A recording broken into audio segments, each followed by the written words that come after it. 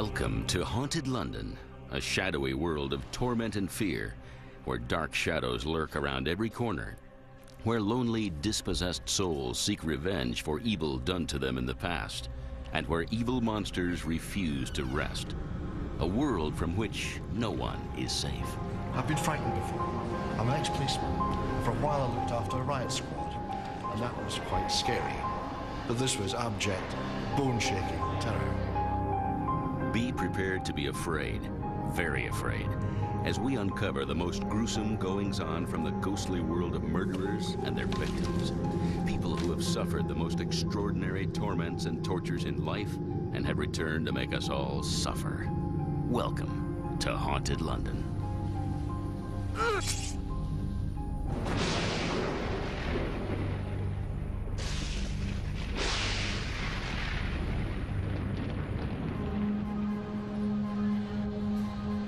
London's West End, a world-famous theater land at the very heart of the capital.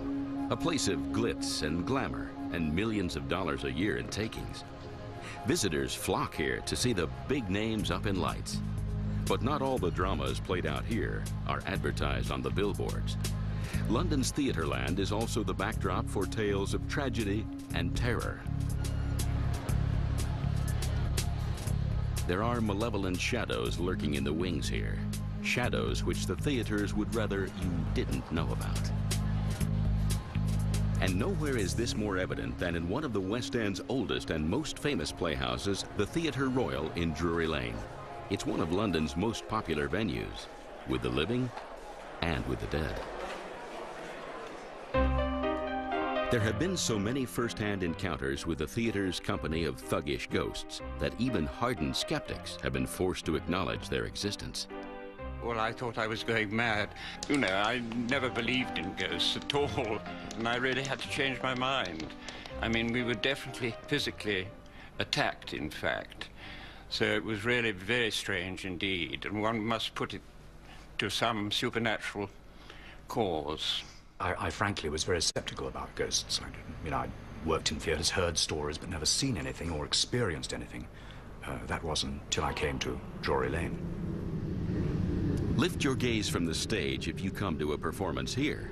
You might spot one theatergoer who didn't pay for his ticket. 200 years ago, Joe Grimaldi was the talk of the town. His fame came from pantomime, for which he invented a new type of character, the innocent rogue, which has become the model for clowns ever since. To this day, clowns the world over are called Joeys in his honor. But behind the mask, Grimaldi was a sick and desperate man. Theater was his life, but it cost him his health as he grew increasingly crippled by his acrobatic exploits. Robert Stanton knows all too well what the ghosts of Drury Lane do for kicks. As stage manager here in the 1950s and 60s, he and his friends had the bruises to prove it. Well, I was queuing the show one night, and suddenly the floorboards started to creak, which I thought was very strange. And then somebody thrust their hand into my trouser pocket, and I went to get hold of it, but there was nothing there at all, and I looked round, and there was no one in sight. And then my deputy came round, and I told him what had happened, and he said, well, somebody's just hit me hard on the shoulder. And we really couldn't understand it at all. And then Betty Wolfe, who's playing the housekeeper, said, oh, well, thank goodness something happened to you, because somebody has just pinched my behind hard. It seems that Joe Grimaldi is not the only Theatre Royal favorite who has found it hard to give up the limelight after death. Dan Leno was a world champion clog dancer turned music hall star who first trod the boards at the age of 4. He became a household name, acclaimed as the king of pantomime dames.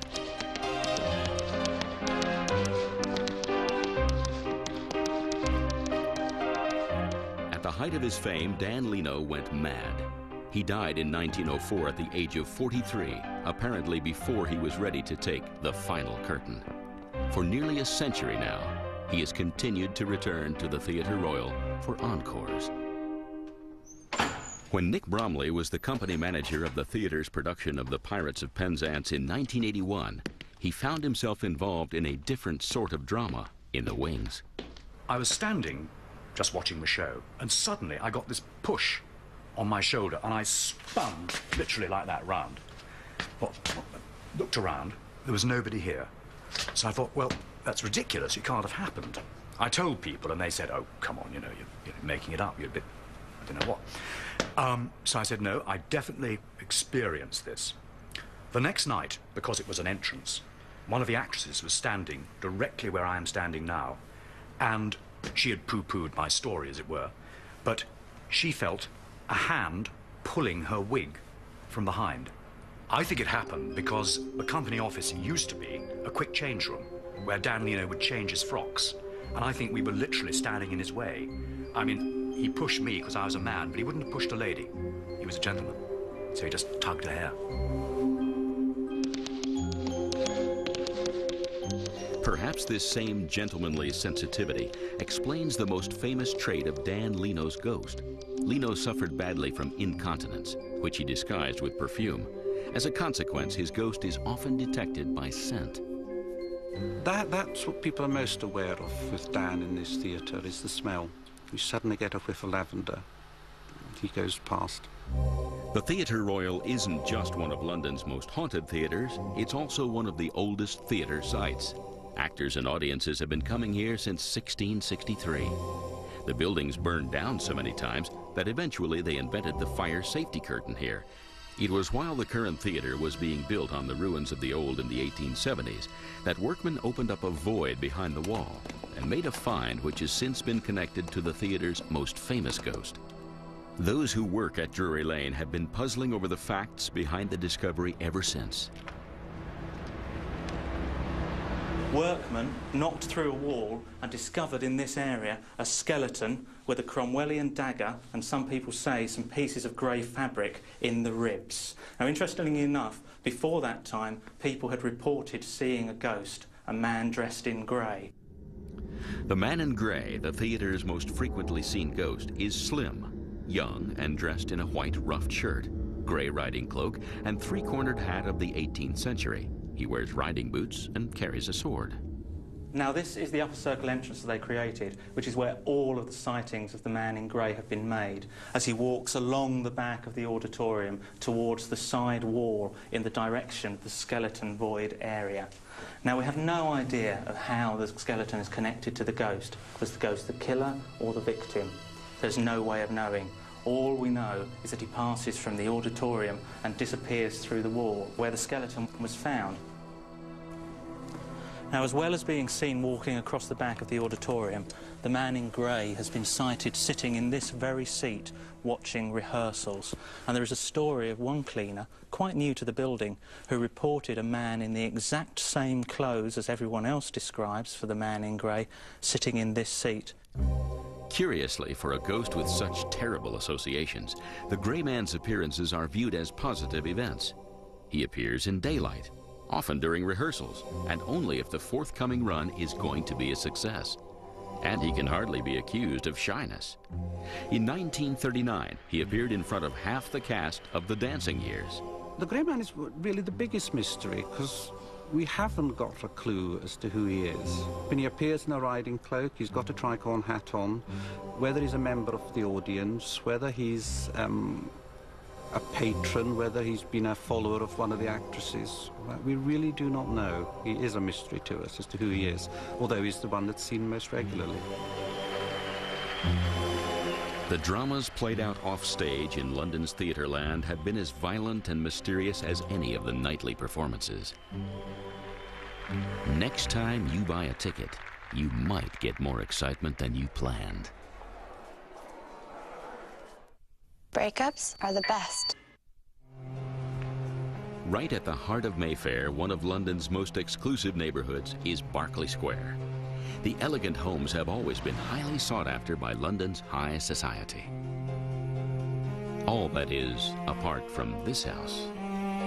For years, number 50 stood empty.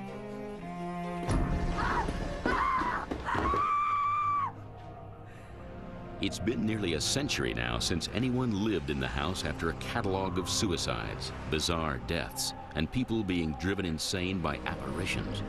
Nobody dared. To this day, people who are sensitive to psychic phenomena say that the very brickwork is charged with a strange energy. But according to Richard Jones, author of Walking Haunted London, the very horrors which gave this house its fearful reputation also made it a dangerous magnet for the curious and foolhardy. 100 or so years ago, the building had become something of a tourist attraction. In fact, Charles Harper, in 1907, writes in his book Haunted Houses that the famous haunted house in Berkeley Square was long one of those things that no country cousin come up from the province to London on sightseeing bent ever willingly missed.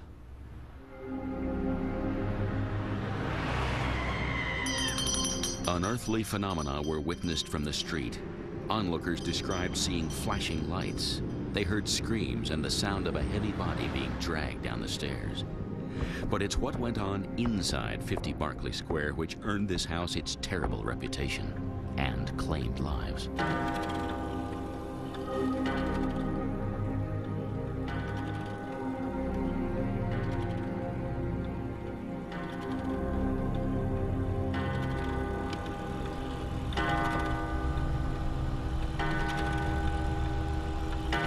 These days, the interior of the house belies its grisly past. It's hard to imagine a place more sedate and decorous. For the last 60 years, it's been an antiquarian bookshop. But there can be few stories on the shelves more bizarre than the tales surrounding these very rooms. There are several ghosts here, all of which are quite enigmatic. We have tales of girls who've committed suicide in an attempt to thwart the lustful approaches of the master of the house and flung themselves from the windows, and their spirits now look forlornly from the upper windows of the building onto Berkeley Square. Fatal falls are woven into the history of the house and its hauntings. The earliest ghost is said to be that of the 5-year-old daughter of a servant who lived on the top floor. The girl plunged to her death down steep stairs. But the nature of the main ghost in the house is unclear, since no one seeing it has survived or remained sane long enough to describe what they saw. Some years after the death of the little girl, another maid was shown to her new room at the top of the house.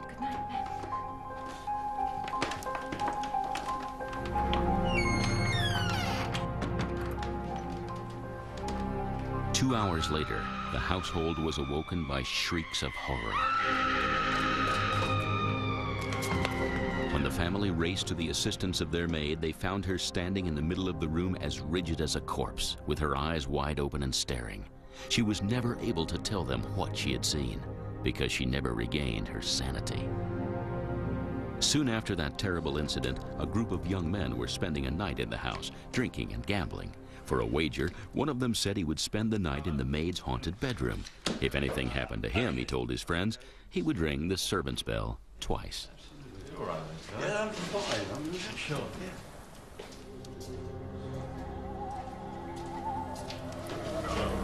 Yeah.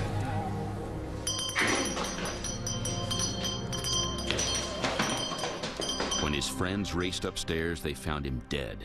His face was contorted with horror, and his open eyes were bulging from their sockets.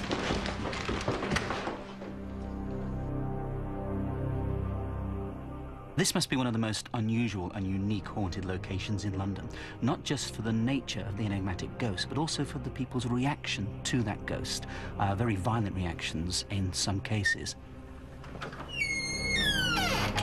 Today, number 50 Berkeley Square is owned by John Maggs, an antiquarian book dealer. So far, he has been spared the horrors that have befallen some of the previous occupants. But he can still sense an alarming presence in the house. People have seen things, even recently. This story about somebody having his glasses snatched out of his hand on the stairs. That was only in the last year or so. So I'm forced to believe there may be something here. And then only, a few weeks ago, we had a picture fall down the stairs, which could have been a poltergeist. It's possible. And then there's the famous episode with our cleaner. We were clearing up for a party in this room, and she was convinced somebody was behind her. And he turned around, there wasn't anybody there.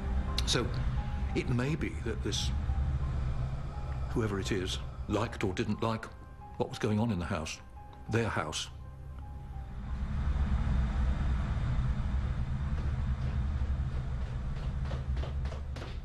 One recent event involved Julian Wilson, who also works here as a book dealer. He was working alone in the building one weekend when he was startled by a mysterious apparition. Not a human figure, but a strange brown mist. This is the room up here, which actually was where I actually had the sighting of this brown mist. And I was actually standing, or in fact sitting over here at this desk, actually working away on the computer screen. And here I am typing away, looking at the screen, and I suddenly look up and there's a brown mist moving from right to left very, very quickly, and in a second, gone. But this is also the room, incidentally, where the maid was and where the chap who died of fright is meant to have been. And this is the sort of centre, the room, where all the sightings at number 50 have emanated from.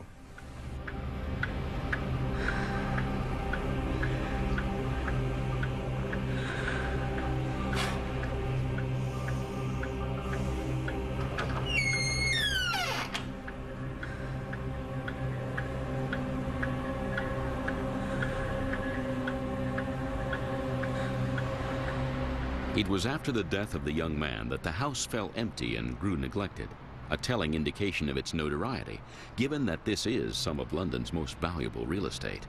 And it was while it was standing vacant that the next chapter in its terrible history unfolded. One night, two sailors who'd been out on the town broke into the house. They were looking for a place to bed down for the night.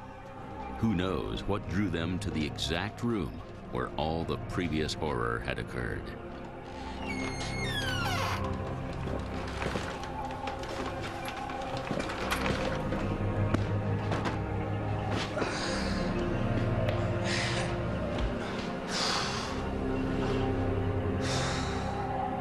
In the middle of the night, they were woken by the sound of heavy, determined footsteps coming up the stairs.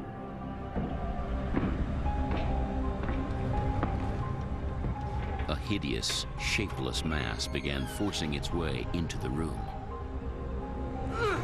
One of the sailors made it to the door and escaped, but his friend was left cornered beside the open window. In his terror, he jumped to his death. When his friend returned with a police officer, they discovered the body impaled on railings. His twisted face and bulging eyes were testimony to the horror of his final moments. After the gruesome events of that night, the house and its ghosts lay dormant for over 20 years. The family of John Maggs eventually took over the property, but he treats the mysterious occupants of the house with cautious respect. I'm quite prepared to believe there is something. Then, of course, when you've been an antiquarian all your life, and I can sit down with a book, and I can get right into that book, and the spirit of the person who wrote it, in my case it's Captain Cook and Bligh and so on. I know them all, I feel, intimately. And that's a little bit like this same mystic problem. Spirits confined to the pages of books are one thing, but the stories surrounding number 50 Berkeley Square are only too real and menacing, according to the experts. This place is remarkable because it's the only haunted location I can think of in London where you have a ghost that is intent on evil and that is actually out to damage or harm people. But also it's the one building I can think of where you have such a collection of ghosts and sightings in such a small location.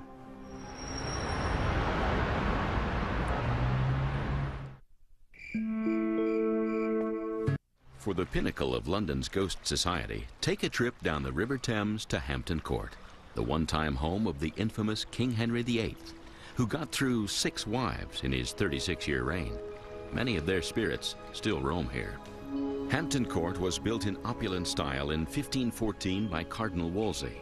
He lived there so lavishly his hospitality became the talk of Europe. But the master Wolsey served, the same King Henry VIII, was a violent and unreasonable man, a king desperate for an heir who was determined that nothing and no one would stand in his way. When Henry's marriage to Catherine of Aragon, wife number 1, failed to produce an heir, he demanded Wolsey secure him an annulment. Wolsey couldn't, and as he fell from grace, Henry forced him to surrender the palace, then charged him with treason anyway. But the embittered Wolsey still returns to his beloved Hampton Court, dressed in his religious robes, just one of many ghosts who owe their sad presence to the murderous King Henry. The turbulence of those times has sent ripples into the lives of today's inhabitants of the palace. The current director, Dennis McGuinness, believes he lives alongside the ghost of one of Henry's wives, or a member of their household. This was Catherine of Aragon's presence chamber. She was the first queen of Henry VIII, way back in the 16th century, and this is where she met her official guests. And this is from where I saw an apparition, commonly described as a ghost, just in this doorway just here.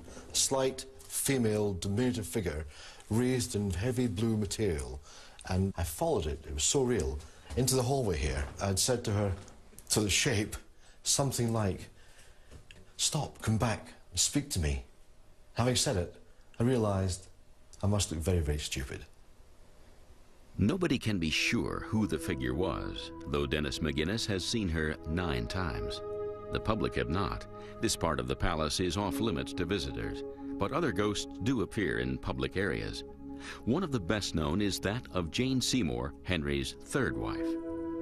The young queen seemed to have answered all Henry's prayers when she gave birth to a son. The child was passed into the care of a nurse, Sybil Penn, because his mother had suffered complications during the birth. The queen never recovered. She developed a fever, and 12 days later, she was dead. Ever since then, on the day the young prince was born, a figure in white, her head bent in sadness, has been seen wandering through the palace. This is the Silver Stick staircase I'm standing in front of, and this is a modern version of the original Tudor staircase which would have run up to Jane Seymour's apartments. And it's been alleged that a spectral figure in white carrying a lit taper has been seen on the staircase behind me. And indeed, it has been alleged that some members of staff who have seen this figure have been so frightened by its appearance that they've resigned shortly afterwards. Henry married his 5th wife, the pretty and vivacious Catherine Howard, when she was still in her teens. He called her his rose without a thorn. He was besotted with her, but she was still in love with a much younger man, her childhood sweetheart, Tom Culpeper. As the affair intensified, the couple began to take risks. Culpeper would sneak into the palace for secret assignations. Their attempts to keep their affair secret failed. Servants became aware of what was going on and began to gossip. Eventually, the story of the affair got back to King Henry.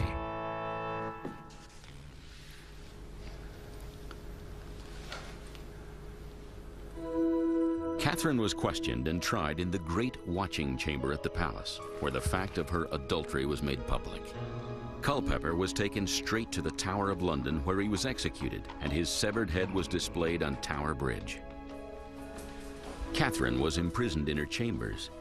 As she awaited her own certain death, it's said she escaped from her room and fled down the corridor leading to the royal chapel, where Henry was at prayer.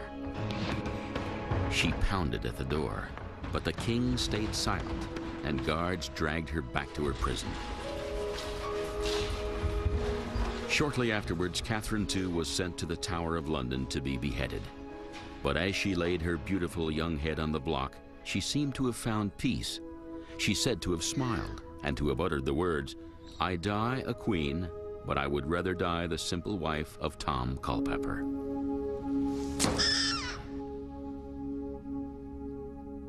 But perhaps the smile was deceptive, for here at Hampton Court, her ghost has been seen running again and again down the corridor to the chapel door. So famous have the sightings of Catherine become that the corridor has now been named the Haunted Gallery. But some believe the story has its origins in a very unsupernatural dispute over accommodation at the palace.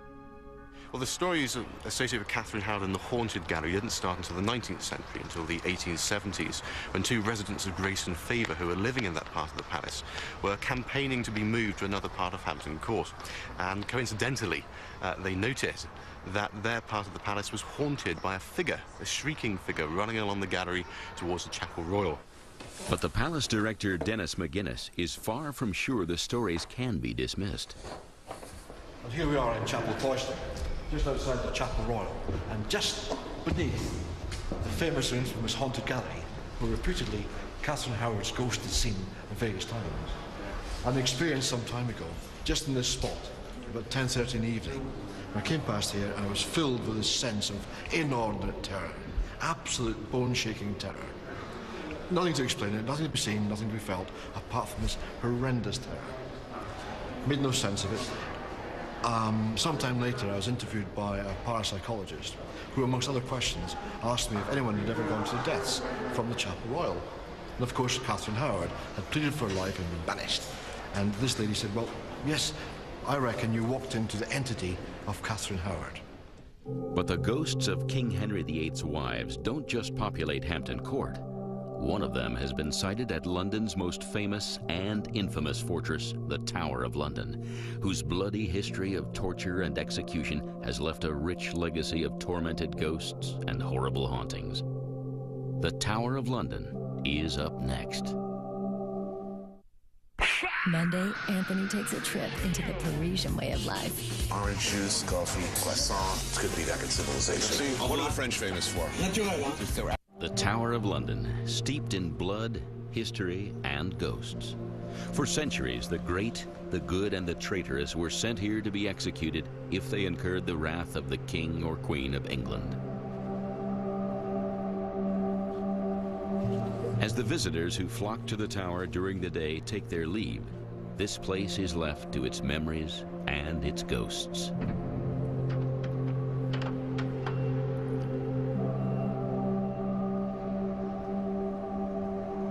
Today, the many individual towers and buildings known collectively as the Tower of London and their supernatural inhabitants are watched over by yeoman warders or beefeaters.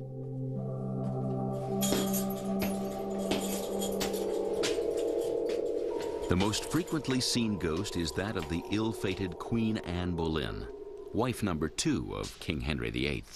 She was a lady-in-waiting at court when she caught the eye of the lascivious Henry. They were married, but Anne failed to provide the king with a son, a male heir. And she had many enemies at court. They spread rumors about her affairs, witchcraft, and traitorous behavior. She was arrested and taken to the Tower.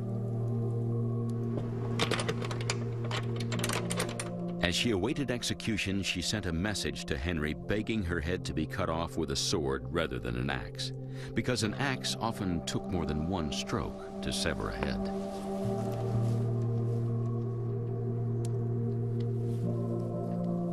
She was granted her wish.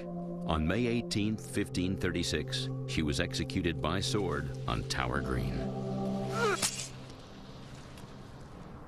It said that when the executioner lifted her head to show the assembled crowd, her eyes were still surveying the scene and her lips were still in the motion of prayer. Quickly, her ladies-in-waiting placed her remains in an arrow box, took the head underneath the arm, and the remains were taken and buried in our little chapel of St. Peter of Vincula. Many times sightings have been seen of Anne Boleyn walking around Tower Green. In 1864, a guardsman was on duty at the Tower. He was patrolling an area close to the Queen's house, where Anne Boleyn was said to have spent her last night before being executed. Suddenly, he saw the figure of a woman emerge from the morning mist. He challenged her to halt, but the figure ignored his commands. As she got closer, he saw to his horror that the figure had no face. An officer found the guardsman slumped on the ground. The man was court-martialed for being drunk on duty, but the soldier claimed he had in fact collapsed in fright. The judge didn't believe him, but then other soldiers stepped forward to say they too had seen the lady below the room where Anne Boleyn spent the last night of her life. The soldier was cleared. Perhaps the saddest haunting is that of the little princes Edward and Richard. They were heirs to the throne when in 1483 their father King Edward died. Their evil uncle Richard took them into safekeeping at the Tower of London. Richard, scheming to be king, knew the boys were all that stood in the way of an uncontested claim to the crown. For a time, the boys were regularly seen playing in the grounds of the palace, which was their prison. Richard claimed they were illegitimate and eventually was crowned Richard III. But the boys were still a threat. They were seen less and less on Tower Green where they'd played. In the autumn of 1483, they disappeared altogether. We're now going to the Bloody Tower, where the two boy princes stayed during their long confinement here inside the Tower of London. They may well have played out in this area, climbed and scampered up the battlements. But it was inside where they lived, safe, under the protection of their uncle, Richard, Duke of Gloucester. Of course, it was not only their home, it was also their prison, their bedroom. Through this archway and up this very narrow staircase would not only be a safe place to sleep, it would also be where they were murdered in 1483. How the boys met their fate wasn't known for another 40 years. Richard gave the key to their quarters to an ally, Tyrrell. Tyrrell ensured the princes would never leave their bedchamber again.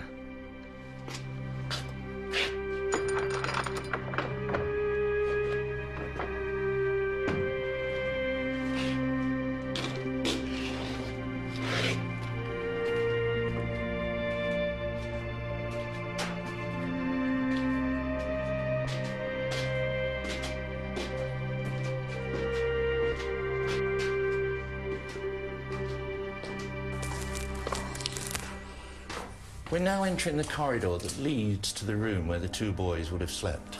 Many times during the Victorian period, there were sightings of two small boys, ghosts dressed in white dressing gowns, wandering this corridor. This archway leads to the room where we believe they slept. Again, sightings have been seen of the two small boys wandering this area. It's quite understandable when you consider that this is the room where they were probably smothered to death. The details of what went on in the bedchamber will never be known. Some stories say that while one was smothered, the other met his death through the assassin's knife. What's certain is that neither was ever seen alive again. In 1674, workmen made a gruesome discovery. While clearing a crumbling staircase in the nearby White Tower ready for rebuilding, they found two small skulls. In 1933, the remains were exhumed, and from analysis of bone formation and dental structure, it was confirmed the bones were those of boys aged 10 and 13, the same age as the princes when they died. Is it the princes' spirits which return here? A reminder of those who have paid a terrible price in this place for rousing the anger of a king? Close to the heart of London, amidst some of the city's most comfortable and genteel streets, Hampstead Heath is a square mile of wilderness which has changed little for centuries, where some who held a reign of terror in life continue to strike fear after death.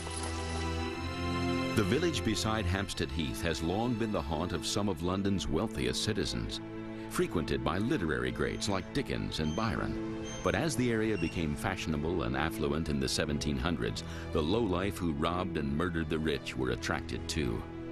The undercurrent of crime and death has continued into modern times. Ruth Ellis, the last woman to be hanged in Britain, killed her lover here, and the pub where it happened still bears the scars of her bullets. On the Heath, there are suicides in the ponds. In the 70s, a man crucified himself to death. The picturesque villages surrounding the Heath are haunted by this past. There are streets lined with houses, squares all with their own ghostly tales, and particularly you find haunted pubs, the most famous of which is the Gatehouse. On the next Stranded. The Gatehouse is probably the oldest pub in Highgate and could date back as far as the 1300s. A century ago, frequented by novelists and poets, it was renowned for its shilling ordinaries, vast lunches. Today it's known for more sinister reasons. The upper story, once a courtroom, was recently converted into a theater. The theater owners soon discovered the drama wouldn't be confined to the stage. Well, when we moved in, we'd heard about the ghost, and our very first experience of it was when we cleared the room entirely down there of all the junk that was there, and one thing was left, and that was this table. And we left it down there in the middle of the room. And we came back one morning, and suddenly it was under the window. And we thought, oh, maybe we didn't leave it there. It happened a couple of days later. The table had moved the next day when we came back. And we thought, well, maybe somebody's playing a prank on us, but the pub manager swore blind that he hadn't moved the table. So we thought, right, three of us sat round, we put the table under the window, and we knew it was there. We weren't imagining it. We came in the next morning, and the table had moved again. And this is a big table. I mean, it's sort of 6-8 foot long here, and it was sat right in the middle of the room. There were more strange happenings in the pub below. Sounds of bottling up from the cellar when there was no one there, and a landlord who resigned after what he felt was a supernatural attack. From way, way back in the 60s, there was a manager here. And the story was at the time that this manager came up here to turn the lights on for a function that was happening and was attacked by something. Now, this happened apparently 2 or 3 times, and eventually this manager had to go to the Whittington Hospital down the road and sort of went in and told them that he'd suffered by being attacked by a ghost, and of course they didn't believe him. Anyway, this happened 2 or 3 times, and eventually he asked the brewery for a transfer to another pub. I know that one day I'm going to see it. I just got a feeling.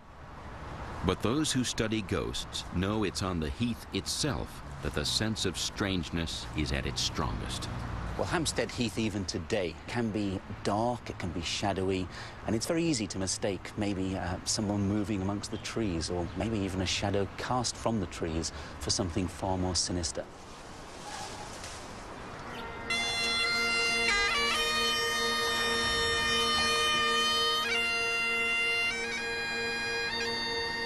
You can expect the unexpected on the Heath. Dave Brooks has played bagpipes on the Heath several times a week since he heard them being played in a vision here. Still, for him, it's a place of mystery.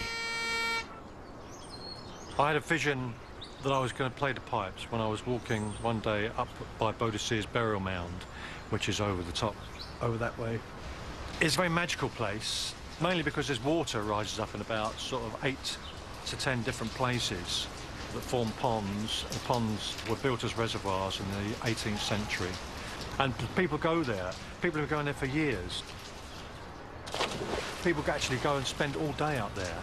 And anywhere where there's water coming up is a magical place. But also the fact that it's green and it's in London, in the middle of London.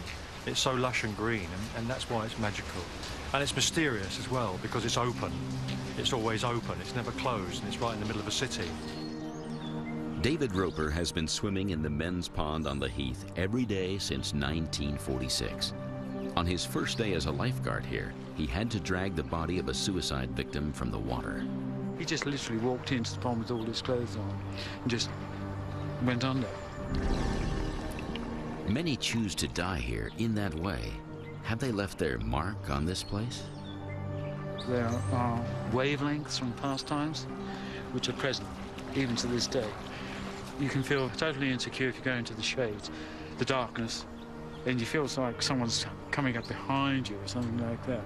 It's rather unnerving, so it is. It does happen, and because many things have taken place over on these films. Stephen Rowlandson, too, swims here every day. Once come across the Heath late at night, you know, in the middle of the night, and it's been absolutely dark, completely quiet. And, you know, to say that you're in a place near the centre of London, it seems like a very empty, lonely place. It's easy to think why people imagine a place like Hampstead Heath is haunted, because there's been such a history of highwaymen and people were hanged here. Also, I think the spirits of these people, they're probably still here somewhere around us. I came here for a late swim at night, and after my swim I came out on the side and was drying myself, and there was footsteps along here, and to this day I'm not able to account for them. So was it someone from the past?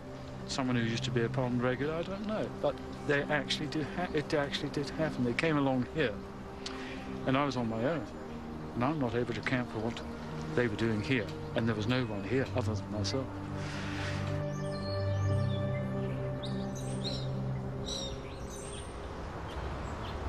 But perhaps the most fearsome ghosts date from a time when the Heath was at its most troubled. From the 17th to the 19th century, this bleak scrubland provided cover for some of London's most ruthless thieves and killers, the highwaymen.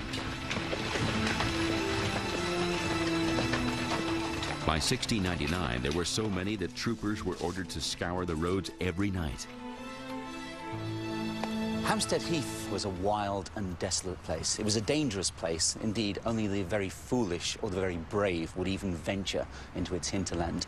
But as such, it was the perfect place for highwaymen to hide out amongst the trees and gallop out and rob their unsuspecting prey, and on many occasions, perhaps even murder them.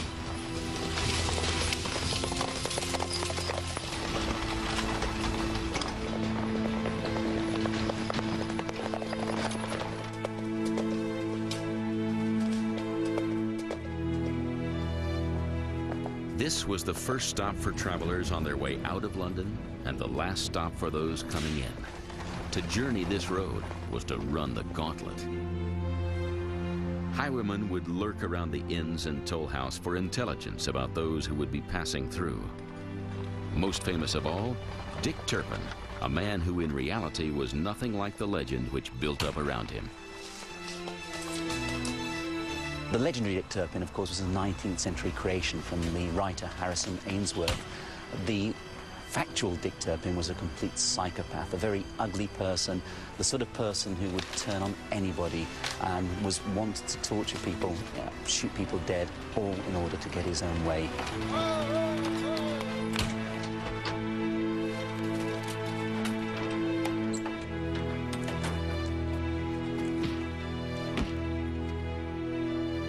By 1739, in his mid-30s, it was all over for Turpin. He was hanged for horse stealing.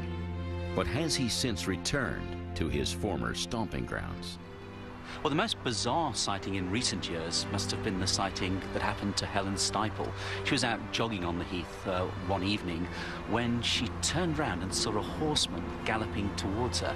And she was convinced that the horseman was going to run her down and began to run, but still the horseman kept coming, so she flung herself to the ground. And when she looked up again, the horseman had completely disappeared. By the 19th century, with better policing and street lighting, the game was up for the cutthroat rapist robbers who liked to call themselves gentlemen of the road. The terror of their deeds faded, and they became folk heroes. But on Hampstead Heath, do they return to remind us they can still strike fear into those they choose as their victims?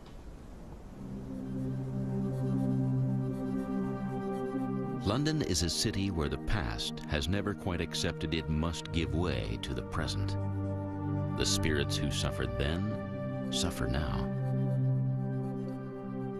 If you visit this most haunted city on earth, don't let them draw you into their world.